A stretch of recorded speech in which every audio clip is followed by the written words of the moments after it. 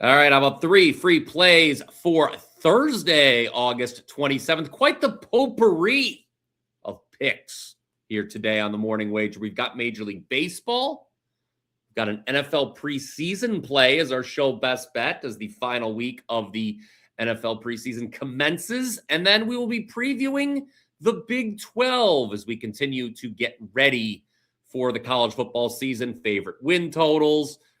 Can anyone challenge Texas Tech in that league? Stay tuned for the answers to those questions. Mark Zinno, how are you doing today? Unhappy after an 0-2 night last night. I'm not really mad at the Phillies Mariners first 5 under. I mean, Kyle Schwarber hit 2 bombs. It's like, okay, 2 bad pitches cost me the under. I mean, that's the variance of baseball you can't account for. Still thought it was the right side and the right play. Just didn't get the result we were hoping for. And then once again, I bet on a pitcher primed for regression. And of course, the regression happens when I bet on him. The 4 times previous to that, when I bet against him, guy was freaking nails. Freaking ace. And last night, Roki Sasaki sucked ass. So Dodgers still had a chance late. Oh my God, it was so annoying. Like bases loaded in the 7th with nobody out, didn't push a run across. Bases loaded in the 8th with 2 outs, didn't push a run across. And as soon as that happened, I text you. I'm like, they're losing by a run. Knew it was happening. 100% knew it was happening. Have you ever tried some positivity late in the game? Yeah, because that's what you do. I was hoping for that reply. All right, stay tuned for more on the Dodgers because we will be talking about them in today's sloppy parlay. Mark will. I had a winner with the Blue Jays yesterday. My only client selection was a 4% best bet. If you caught this show yesterday, you got that play for free. I wound up releasing it to the clients as a 4% best bet. 3-0. Toronto won. We're now 25-12. In MLB, 2 pushes in there as well. So 25, 12, and 2, our last 39 plays, 67% over the last 31 days. Feeling good there. We'll see if we get to the window on anything today. Mark, I say let's cut the BS out and get right to the meat and potatoes, if you will. What do you say? Breakfast, but breakfast potatoes. All right, guys, we have a lot coming at you. I know it's a short Major League Baseball card, but we'll talk about it. We'll talk about the NFL preseason. And yes, we'll talk about the Big 12 in college football. Talk to you in 40 seconds. Wake up, Mr. Sleepyhead. You are late. It's the Morning Wager. I've got a hangover. Who knows what that means? We're going to do this again. Garçon, coffee. So I have a story to tell. May I tell a story? Oh, so what are you going to tell us, tough guy? You really set me off, okay? Take caution in your tone, Commander. I went 4-1 today. Zinno, I went 4-1. Bonnie, anything to add? No. The Morning Wager starts now.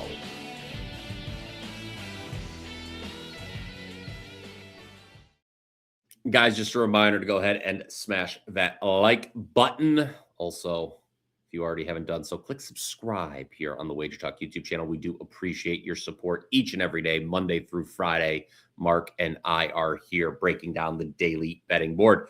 All right, Mark, you got the free play right on yesterday's show with the Padres. It was a good call. Good thing you didn't go with the team total, though. You seem perturbed today. Yeah, because Oh, you got the free play right. Oh, good job. That one doesn't count. Oh, your clients are so happy you got the free play right. Well, it's called a segue because now it is time for your free play here on the program. You're up first, and you're going back to the Dodgers here. I'm not ready for the breakdown. I don't think the Dodgers get swept. Play the Dodgers. I'm done. That's it. Succinct. That's it. That's it. Dodgers not going to get swept. They've only been swept 3 times this year. And that was by the Red Sox, Cubs, and D-backs.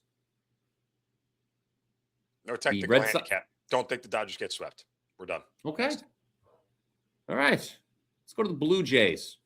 I feel like I've been talking about this team quite a bit. This team in this series, quite a bit on the program here this week. Gave it out as a free play, the Blue Jays, on Tuesday. That was wrong. But we came back with them, like I said at the top, as a 4% best bet yesterday, and that was correct. We are now able to get Toronto at a plus price here, Zinno, unlike the previous 2 days when they went off as a favorite. By the way, we had good CLV yesterday. If you caught the show, I gave it out minus 132 on the show. Wound up, if you were a client, you got it basically in the same range. They went off north of minus 150, did Toronto. So here's the deal. Why have we been wanting to fade Kansas City this week? Okay, this is a last place team that had been on its, they've won 9 in a row going into last night. That was their longest win streak in 9 years, as a matter of fact. We knew that wasn't going to keep going, especially on the road where the Royals have the worst record in baseball and score the fewest runs. So it was only a matter of time before they lost again on the road. Last I checked, this game is taking place north of the border in Toronto. Now, I know Noah Cameron is pitching today for Kansas City. He has been outstanding as of late, and he has, for the season, he has been better on the road. Nevertheless, he's going to come out eventually, and then you get that Royals bullpen, second highest ERA in baseball. Again, I don't think Cameron's going to get a lot of run support. The Royals, I reiterate, dead last in scoring on the road. Now, Toronto's dead last in scoring overall.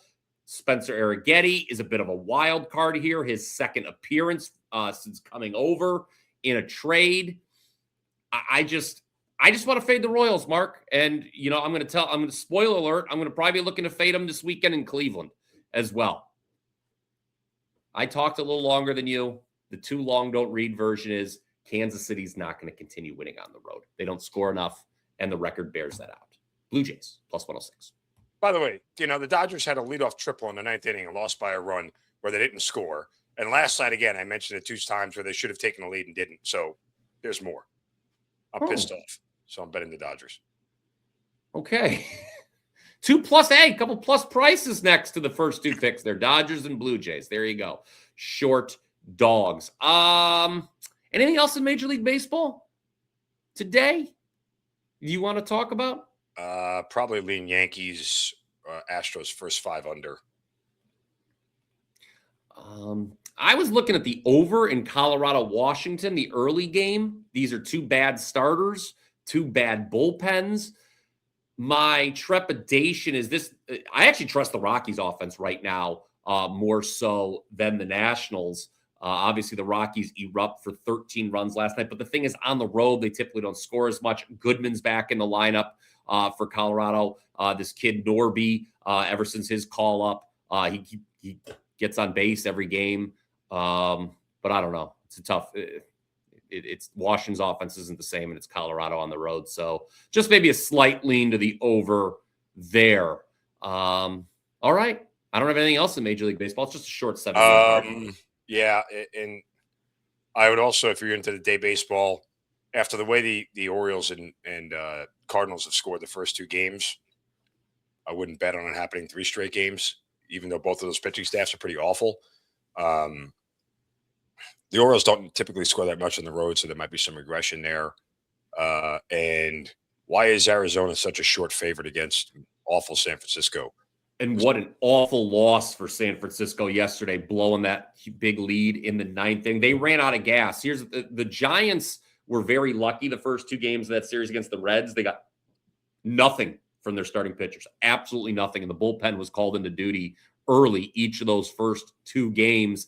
And then the overworked bullpen caught up with them in the 9th inning last night. The Giants are 1-8 against the D-backs this season. I think the reason for the short price is Cabrera just getting a spot start for Arizona. So that may have something to do with it. I don't know. A bad team like the Giants, I don't know how they get off the mat after yesterday. I just don't. They're not that good. So no, they're not. They're actually quite bad at baseball. All right. Show best bet time. Let's go to the NFL preseason here. San Francisco 49ers, we don't think they've got a lot to play for here in the 3rd week of the preseason. We don't think they're going to care very much as they go to Sin City. There's always a lot of distractions out in Las Vegas, Mark, and we think the Raiders are going to get a good start in this game. We're playing the Raiders in the first half. Money line for a show best bet. Yeah, I mean, a couple of reasons here. One, Kyle Shanahan has said that, quote, I don't think you'll see many starters. We don't have enough time as we usually do. I'd be surprised if any of them are out there. So he had his dress rehearsal last week when they beat the hell out of the Chargers 41-17. And he's not going to play that well. Or these guys are, not going to play any starters. The Raiders are still theoretically figuring out their quarterback situation. So even if you get Kirk Cousins for a series, even if they turn it over to Fernando Mendoza, he's obviously going to be putting his best effort in as he's trying to learn, trying to prove what his status is. Now, on the flip side, the reason why we cut this in half, Aiden O'Connell is the quarterback for the Raiders, and we're going to get a lot of Adrian Martinez for the Niners. Martinez trying to find his way onto the roster. And let's not bring in the variance of a guy trying to be the third quarterback, trying to play his tail off in this thing. And the biggest concern here is that the Raiders defense is still bad. I kind of lean to the over in this match. And I think that as long as their defense doesn't allow the Niners to go nuts, if you go back to the first preseason game for the Niners when they played the Titans, whose defense is also bad, they did not score all that much in the first half of that game. It was a 19-13 final. And I think I'm going to go back and look, but I think they only scored 3 points in the first half of that game. Sorry, 7. So even Tennessee was able to put up 13 points in the first half against the 49ers here. But I worry about Adrian Martinez in the second half, so we'll cut this game in half here. Lay a little bit of juice and take the Raiders first half money line. And worst case, if we're tied, we'll take a push. Yeah, the Raiders have something to prove. They did come back and beat the Texans last time, but they fell in an early hole. They're not going to want to do that 2 times in a row, especially in front of the home folk. So there you have it. Today's sloppy parlay is in the bag. Comment down below your favorite bet for Thursday. Is it in Major League Baseball? Is it in the NFL preseason? Let us know. Again, though, don't be shy. Hit that like button. We appreciate the support. All right, let's get to the Big 12. Mark, what do you say? You have done, as you did with the ACC, a standalone, which we talked about on yesterday's show. I tweeted that, by the way, the complete ACC breakdown. You can follow me at BrianPower_wins. Mark, I believe, retweeted that as well. You can follow him at the appropriate handle of at Mark Zinno. But let's talk Big 12, shall we? You wrote an article on ESPN.com. You have also done a standalone video here on the WagerTalk YouTube channel with your best bets. Once again, I am in lockstep with you on one of them. Yesterday, there was 2. You had given out 3 best bets, I believe, in the Big 12 column. I agreed with 2 of them. I saw 2 win totals from you in the Big 12. I am in lockstep with 1, and it is the bottom of the conference. It is Iowa State under 4.5 wins. I think it is going to be an absolutely abysmal season in Ames, where you got a lot of people introduced, don't know who the hell they are. Well, maybe by now they do in August, but it's a whole new roster. Matt Campbell obviously leaves to go to Penn State. Tough spot for first-year head coach Jimmy Rogers here. Tell the people, reiterate to the people why you and I like the under 4.5 wins here. It certainly won't be Mr. Rogers' neighborhood, that's for sure. 4 starters return in total for the entire program. None on the offensive line. Now, Jimmy Rogers won a Division I championship at South Dakota State in 2023, but these are miracles here. Cyclones are just projected favorites in 2 games this season against Southeast Missouri State and Bowling Green. They're projected touchdown underdogs in every road game. They would have to sweep home dates, okay, with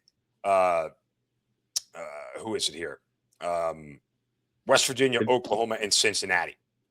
Right? They have to beat West Virginia, Oklahoma State, and Cincinnati, and they have no shot at doing that, at sweeping all 3 of those. I just don't see it.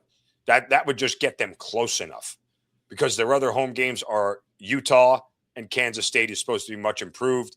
They have road dates at UCF, Baylor, which could be possible because DJ Lagway stinks, but I don't think they win at Arizona. I certainly don't think they win at BYU, particularly at night. That's a night game in Provo, and they're not going to win at Iowa. So this is a Iowa State team that's going to struggle mightily here in year 1, under 4.5 wins here at plus money. And I think I never want to use the term, and I know you would concur with this, lock, but I think it is high. So we'll say this: highly probable Iowa State brings up the rear this year in the Big 12, finishes in the basement. By the way, that Bowling Green game, Mark, we are talking here. You are talking to one of the most famous MAC graduates in the United States of America. Okay. I don't think that's a guaranteed win for Iowa State. It's after Cy-Hawk, so it's a letdown spot after playing their in-state rival, Iowa, and then they've got the conference opener against Utah the following week. Maybe Eddie George goes into Ames and pulls an upset with BG. We shall see. So we're in lockstep there. Iowa State stinks. I know you also think Cincinnati stinks. Scott Satterfield has improved the win total each of his 3 seasons in Cincinnati, but you, I know, feel that is not going to be the case. That trend will end in the year of our Lord 2026. I mean, it's not that Scott Satterfield can't coach, because I think he can, but he loses Brendan Sorsby, who shot himself in the foot, and top wide receiver Cyrus Allen. So in simpler terms here, BP, 43 of the 50 touchdowns that Cincinnati's offense scored last year are no longer on the roster. That's a ton to replace. Just 3 of the 9 total starters that return are on offense. It's not a good sign for a Big 12 that's loaded with defensive teams, right? I mean, just look at the defenses across the board. When you're talking about Texas Tech, Utah, Houston, these are big-time defenses, BYU, and these are all teams that Cincinnati has to face this year. So their schedule is murderous too. Road games at Arizona, tough road game at West Virginia. Their home games are Texas Tech and Utah. They got to travel to Houston. They'll beat Iowa State, and then they travel to Provo in the final week of the year. I mean, theoretically, they could start out 3-0, but it's going to go downhill pretty fast. They start out with Boston College, Western Carolina, Miami of Ohio. If they lose the game to Boston College at home, they ain't getting there. So I don't know that this team is bowl eligible this year, to be honest with you. All right. So that's another one. By the way, one more. I'd circle the game against Kansas State in week 4. That's sort of the linchpin at home. Kansas State's supposed to be much improved. Yes, more on that later. If they get to 4-0 and defeat Kansas State, okay, then they can beat Iowa State and Colorado, and they get there. They can lose to every other big team in the Big 12, but that's the one you circle right there. I think the entire bet hinges on Kansas State.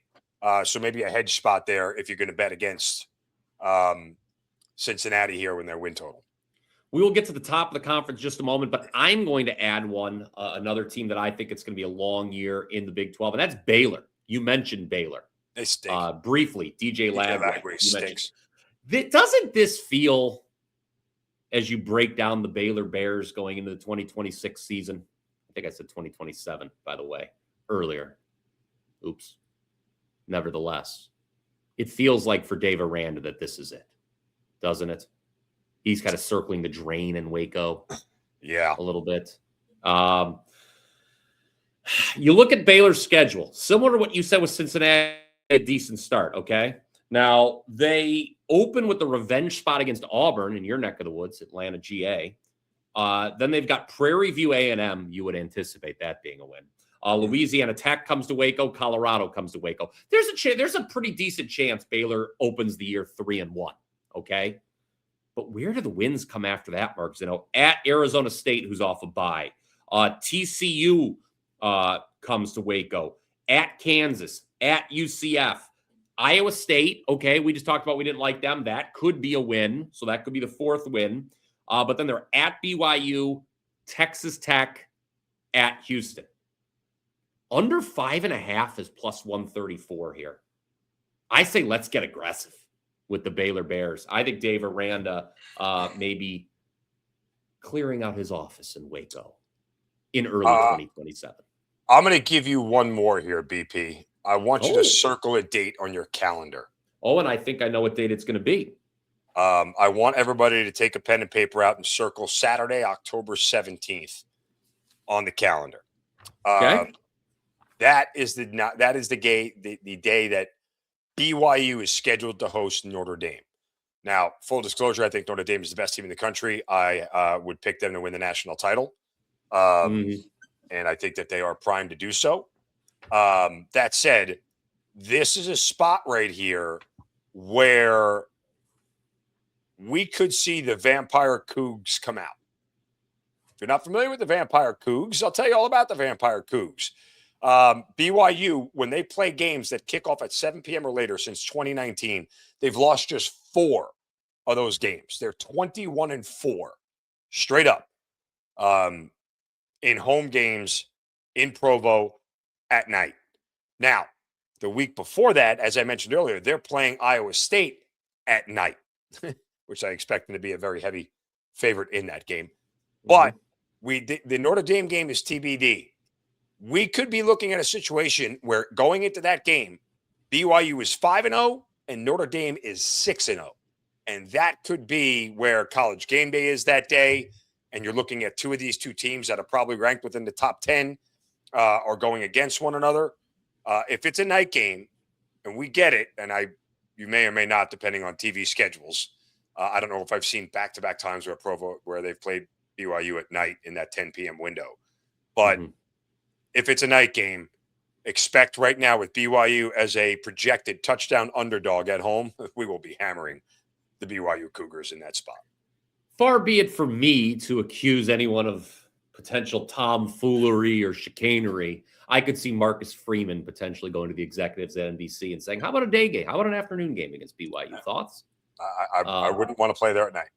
Yeah. By the way, BYU will have an additional day of rest going into that game because that Iowa State game is a Friday situation. All right. So we've talked about the bottom of the conference, teams that we think are going to do poorly. Mark has given you a date to circle on your calendar. Let's talk about the top of this conference. Mark, every fiber of my being, everything in my handicapping. How much fiber is in your being? Did you have a hearty breakfast full of grains? I actually forgot to eat breakfast this morning. Now that you mentioned then it, there is no have fiber. to do that when we're done. Well, it's a figure of speech. Oh, okay. In my heart, in my by God's soul, I want to find a way to bet against Texas Tech this year, but I can't because it would require putting my faith in someone else, and I don't see anyone else grabbing the proverbial brass ring in this Big 12 from the Red Raiders. Why? Okay, well, you listen to everybody. They're just going to say Texas Tech can just wake up on Saturday mornings and sleepwalk their way to the Big 12 title. I don't think betting's that easy, personally. That's not been my experience. Is there somebody here? Is there someone that you can see potentially unseating Texas Tech in the Big 12? They are massive favorites to win this conference. BYU would be the only team that really I think could do it.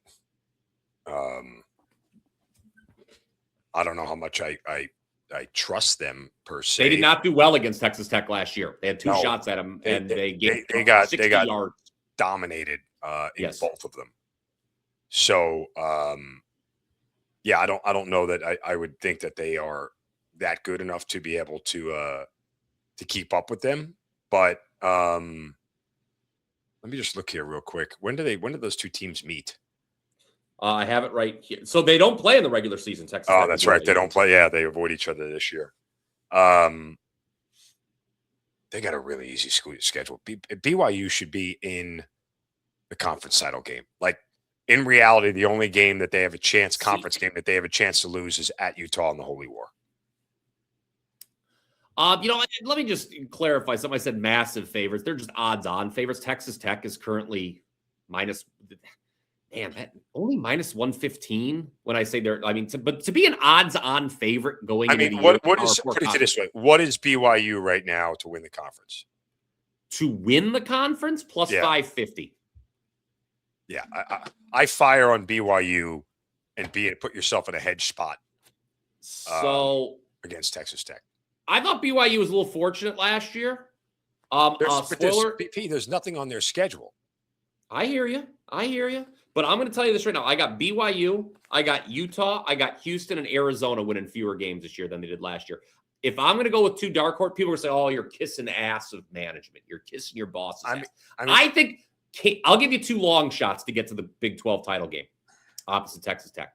Kansas State and TCU.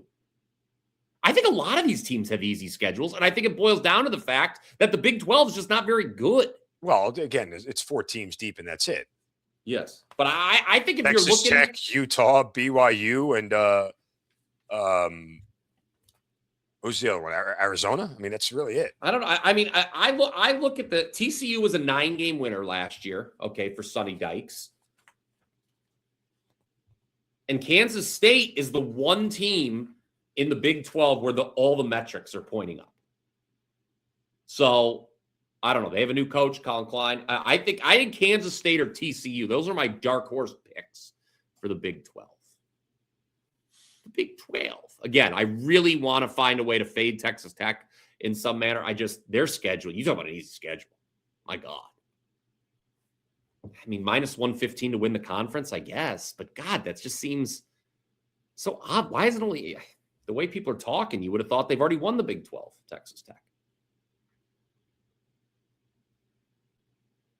I don't know. That's all I got for you. Okay. That's the Big 12. We've jammed a lot into 30 minutes once again here on the program. Always. Remind the people about a few things. Speaking of football, but let's just talk about the NFL real quick here. Splash Sports. Use password WagerTalk. You get a $100 bonus when you sign up. You have a chance to win $21 million. Mark, Zinno, and I are entered in this contest. You can compete against us. We will be talking about this every Friday. This is a survivor contest, obviously. We talked about it last week on the show. You can now split your entry with up to 9 friends. So lots of reasons to join there. And then there is one more thing we want to remind you about here. And that is, of course, this fine special offer. Buy one, get one free. Mm-hmm. Me and Zinno, you get all of our plays for 3 days. For just $69. If you buy today, you'll be covered for Saturday college football. You'll be covered for soccer as well. I know, again, I've had a bad start to the European soccer season. That turns around this weekend. I don't know if I'm going to get to the window on anything in baseball today. Today might be a pass from me. But, again. Kind of weak. I'm 2 for 2 this week. Oh. After the crummy. I'm 0 for 2. I'm 0 for Sunday. 2 after yesterday. But you were 8-1-1 before that. Yeah, well, that doesn't help me today. I think it does. The arrow was pointing up. Now it's down. I need one of them Viagras. Little Blue Chew. Maybe we can get them to sponsor the program. I feel they sponsor every other podcast on the internet. Listen, we don't need it. These things will be pointing up. Never mind. All right. He's Mark Zinno. I'm Brian Power. We'll be back tomorrow. Previewing college football week 0. We'll be talking Saturday's slate and Major League Baseball as well, as we've got a full slate there. Maybe a little NFL preseason as well. Until then, let's cash some tickets.